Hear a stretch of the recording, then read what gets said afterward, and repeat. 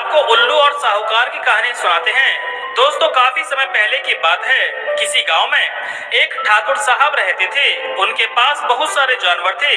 उन जानवरों में से एक उल्लू भी था। उल्लू ठाकुर साहब को बहुत अच्छा लगता था। वह कुछ समय उल्लू के साथ व्यतीत क्या करते थे। उल्लू में एक खास बात यह थी कि वह ठाकुर साहब के द्वारा दी गई सोने की गिन्नी को निगल जाता था, और जब भी ठाकुर साहब कहते थे तो वह उल्लू सोने की गिन्नी को बाहर उगल देता था। एक समय की बात है कि अचानक ही ठाकुर साहब की बिटिया की शादी तय हो गई, और ठाकुर साहब के पास इतने पैसे नहीं थे कि वह अपनी बिटिया की शादी धूमधाम से कर सकें।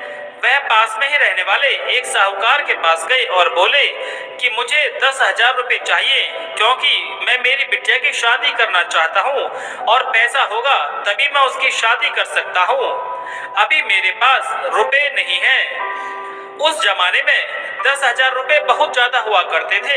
10,000 रुपए मांगने की बात सुनकर साहूकार सकपका गया और कहने लगा कि ठाकुर साहब, मैं आपको पैसे तो दे सकता हूँ, लेकिन पैसे देना मेरा व्यापार है। मैं आपको ऐसे ही पैसे नहीं दे सकता। आपको कुछ चीज मेरे पास गिरवी रखनी होगी, तभी आपको 10,000 रुपए दे सकता हूँ। साहूकार की बात सुनकर ठाकुर साहब कुछ सोचकर बोले कि साहूकार जी, मेरे पास एक बहुत ही कीमती चीज है। मैं आपको गिरवी रखने के लिए उसे दे दूंगा और आप मुझे 10,000 रुपए दे देना। कीमती वस्तु की बात सुनकर साहूकार के मन में लालच आ गया। वह सोचने लगा कि पता नहीं कितनी कीमती चीज होगी। उसने कहा कि ठाकुर साहब, बताइए क्या कीमती चीज है। साहूकार की बात पर ठाकुर साहब कहने लगे कि मेरे पास एक उल्लू है। उल्लू की बात सुनकर साहूकार कुछ देर तक उसकी तरफ पागलों की तरह देखने लगा और कहने लगा कि ठाकुर साहब, आप पागल हो गए हो क्या? मैं आपको एक उल्लू के बदले 10,000 रुपए दे दूं? मैं पागल नहीं हूँ, मैं किसी उल्लू के बदले नहीं दे सकता। तभी ठाकुर साहब बोले, साहूकार जी, उल्लू बहुत ही बेहतरीन है। वह रोज सुबह सुबह मेरे कहने पर सोने की गिन्नी उगलता है। यह बात सुनकर साहूकार ने कहा कि मैं तुम्हें 10,000 रुपए उसके बदले दे सकता हूँ, लेकिन सबसे पहले मैं उल्लू को सोने की गिन्नी उगलते हुए देखूंगा। यह बात सुनकर ठाकुर साहब अगले दिन अपने उल्लू को कुछ सोने की गिन्नी खिलाकर ले आए और साहूकार के पास लाकर उन्होंने उससे कहा, चल गिन्नी उगल। यह सुनकर उल्लू ने सोने की गिन्नी उगल दी। तभी कुछ समय बाद उस साहूकार ने दोबारा कहा कि चल एक बार फिर से सोने की गिन्नी उगल।